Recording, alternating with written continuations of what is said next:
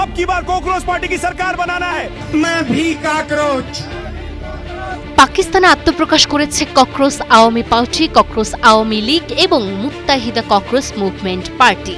হ্যাঁ দর্শক, রাজনীতিতে প্রতীক হিসেবে সিংহ, নৌকা কিংবা ধানের শীষের কথা তো অনেকেই শুনেছেন, কিন্তু কখনো কি শুনেছেন একটি সামান্য তেলাপোকা কাঁপিয়ে দিচ্ছে দুই দেশের সোশ্যাল মিডিয়া?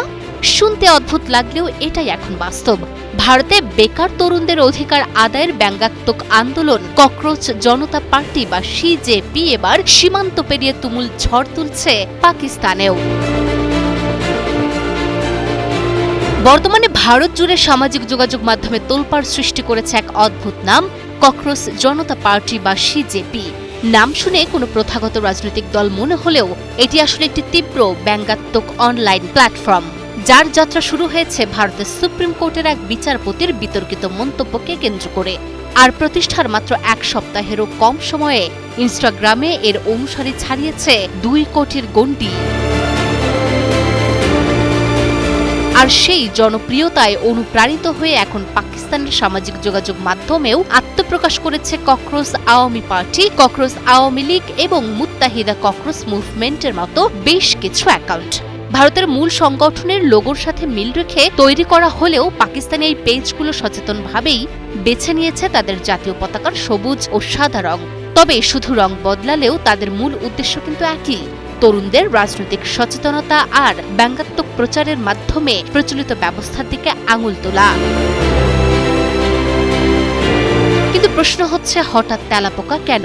ঘটনার সূত্রপাত ভারতের সুপ্রিম কোর্টের একটি শুনানিতে। সেখানে বিচারপতি সূর্যকান্ত কিছু বেকার যুবক ও কর্মীকে উদ্দেশ্য করে তেলাপোকা এবং পরজীবীর সঙ্গে তুলনা করেন। যদিও পরে তিনি ব্যাখ্যা দিয়ে বলেন, জাল সার্টিফিকেট ব্যবহারকারীদের উদ্দেশ্যেই তিনি এই মন্তব্য করেছিলেন। তবে ততক্ষণে যা হওয়ার হয়ে গেছে। ক্ষুব্ধ তরুণ সমাজ এই অপমানকেই বানিয়ে নিয়েছে তাদের প্রতিবাদের ভাষা। ভারতের বেকার তরুণদের প্রতীক হিসেবে বেছে নেওয়া হয় সহজে দমনে অসাধ্য ও একগুঁয়ে তেলাপোকাকে।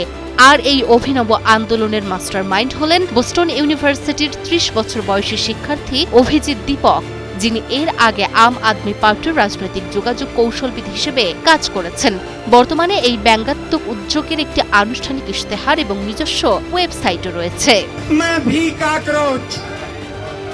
দুই দেশের রাজনৈতিক ও সামাজিক প্রেক্ষাপট যাই হোক না কেন, তরুণদের ক্ষোভ প্রকাশের এই ডিজিটাল তেলাপোকা আন্দোলন যে সীমান্ত ভুলে দুই দেশের নেট দুনিয়াকেই একসাথে বেঁধেছে তা বলাই বাহুল্য। ব্যঙ্গ আর প্রতিবাদের এই নতুন রসায়ন শেষ পর্যন্ত সমাজ সংস্কারে কতটা প্রভাব ফেলে সেটাই এখন দেখার বিষয়।